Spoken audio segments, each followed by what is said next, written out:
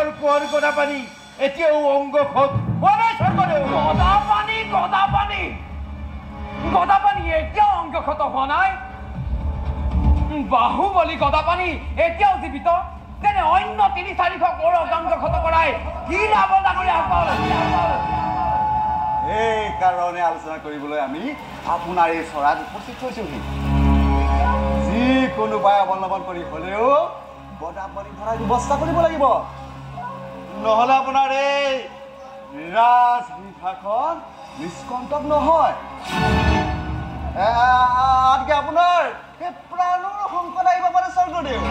যি পৰ্যন্ত তুংখুঙীয়া কোঁৱৰ গদাপানীক মই ধৰিব নোৱাৰো তেতিয়ালৈকে মোৰ মনত শান্তি নহ'ব ডাঙৰীয়াসকল। যিকোনো উপায় অৱলম্বন কৰি হ'লেও গদাপানীক ধৰিবই লাগিব, আৰু ইয়াৰ ব্যৱস্থা শীঘ্ৰে কৰক ডাঙৰীয়াসকল। আজিয়ে মই গাঁঠি হাজৰিকাৰ লগত আলোচনা কৰি গদাপানী ধৰাৰ ব্যৱস্থা কৰোৱাম, আৰু ইতিমধ্যে কোন কলৈ গৈছে আৰু কোনে কি কৰিছে তাৰ খবৰ ল'বলৈ বহুতো চোৰাংচোৱা নিয়োগ কৰা হৈছে স্বৰ্গদেউ। স্বৰ্গদেউ, মুঠতে গদাপানী য'তেই নাথাকক বিচাৰি উলিয়াবই লাগিব।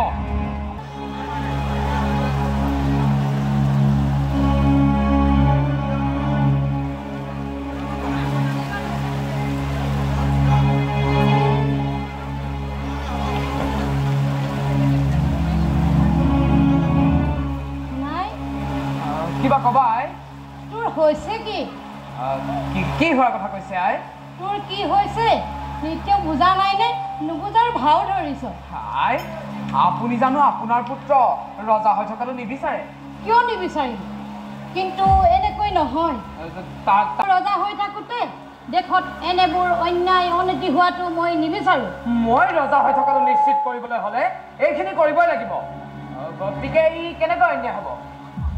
এইবিলাক তোৰ নিজৰ মগজুৰে কৰা হ'লে মোৰ কোনো আপত্তি নাছিল, কিন্তু বুঢ়া গোহাঁই আৰু লালুফুলা বৰফুকনৰ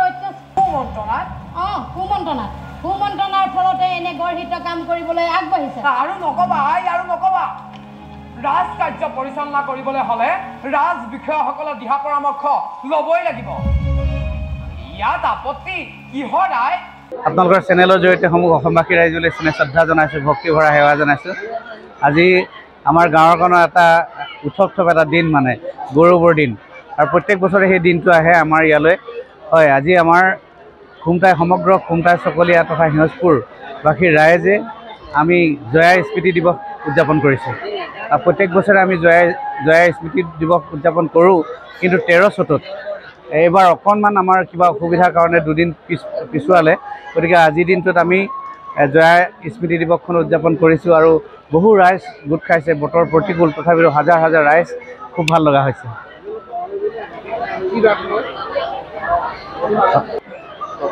হয়, আমাৰ আজি জয়মতী নাটকখনৰ নাম হৈছে তেজে ধোৱা জেৰেঙা, আৰু তেজে ধোৱা জেৰেঙাত আমাৰ গোটেই গাঁৱৰ আচলতে কলা কৌশলীবিলাকে, গাঁৱৰ অভিনেতা অভিনেত্ৰীসকলে অভিনয় কৰিছে, আৰু প্ৰত্যেক বছৰে আমি গাঁৱৰ ভিতৰতে এই অনুষ্ঠানটো পাতোঁ, আৰু খুব ভাল লগা হয়। কাৰ্যসূচী মুকলি সভা আছিলে, আৰু আলোচনা চক্ৰ আছিলে, আৰু দিনত আমাৰ আৰ্ট প্ৰতিযোগিতা আছিলে।